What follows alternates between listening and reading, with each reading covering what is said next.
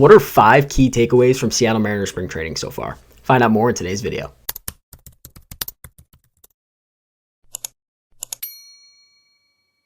So let's preface this video by saying it's spring training, so it's nothing to really get absolutely crazy about, and there technically is a lot of things to really go over when watching some of these games, but it's hard to go over every single player. So I'm just going to talk about 5 main things that really stand out to me and certain things that are just really cool to see. So let's talk about something that's kind of a little bit of an obvious thing for me, at least when watching some of these games, and that is Taylor Trammell. So for some of you that don't know, Taylor Trammell is pretty much out of options. He either has to make the 26-man roster or he gets DFA'd. There is no going back down to AAA. So essentially this spring training is really Taylor Trammell's career on kind of where it's going to go based on how well he does. And so far, he only has 4 at-bats, and he does not have a hit yet, but I kind of want to talk about the first game mainly and kind of just something that I noticed. He had 2 strikeouts in the first spring training game, and he came up in a situation with the bases loaded and nobody out, and he struck out miserably on 3 pitches, and 2 of them weren't even close to being in the zone. I also do kind of want to preface this by saying I really hope Taylor Trammell does succeed, and I would love for him to make the team and obviously be a big factor, but I don't know if it's going to happen. But based on kind of just watching those at-bats in the first game, you can tell he kind of feels that pressure, and obviously it's normal to be nervous in the first game,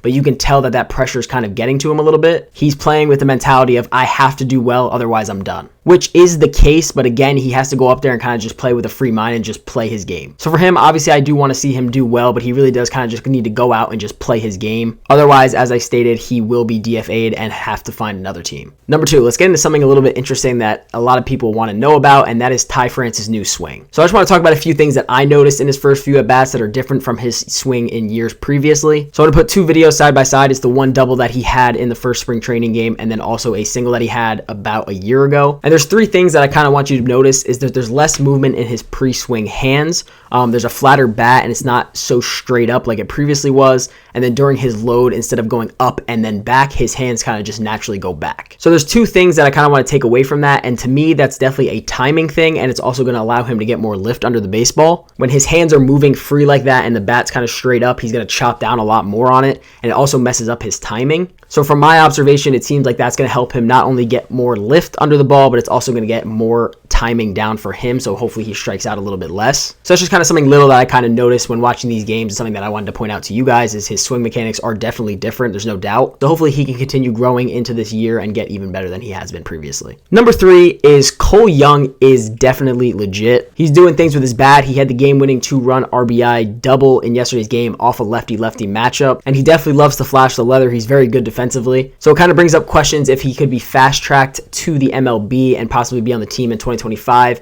putting him at short, moving JP over to second, and if we continue to keep Jorge Polanco, so hopefully he has a good year, move him over to third base, which is definitely a possibility in 2025. But again, I don't want to get too far ahead of ourselves, but as of right now, Cole Young definitely looks legit, like he can compete at a higher level. But he's young, so we still have a long way to go before we could possibly see him. We definitely most likely will not see him this season. But definitely something that stood out. He's definitely standing out in spring training right now, and hopefully he can keep going along that path. Number 4 for me is Samad Taylor. So Samad Taylor actually hit a home run in his second at-bat in spring training. The at-bat before, he actually just missed one by about 5-10 feet. He hit it to the warning track on a pitch that I don't even know how he got to hit it that far. But he also, right before he came in, he did steal a base when he pitch ran for someone. So to me, Samad Taylor could definitely be a guy that makes an impact this season. Hopefully, maybe he can fill in like a Demo or Sam Haggerty role if neither one of them pans out to do anything this year, really. But again, both of them have looked pretty good so far, so who really knows? But Samad Taylor could kind of be one of those sneaky pickups, especially for a guy that doesn't have power to go out and almost hit 2 balls out in his first 2 at-bats for us. It's definitely a little bit of a shock, and I really like the way he plays. He plays with a swagger and confidence about him. So to me, if he really is going to make a role, he's definitely going to slide into what a Demo or a Sam Haggerty kind of role is just playing every position and being kind of like a super utility. But who knows? Hopefully he could be something and kind of be a sneaky piece for us this season. And number 5, let's talk about something that everyone loves seeing, and that is Mitch Haniger. Mitch got a really nice ovation from the Seattle Mariner fans that are down in Arizona right now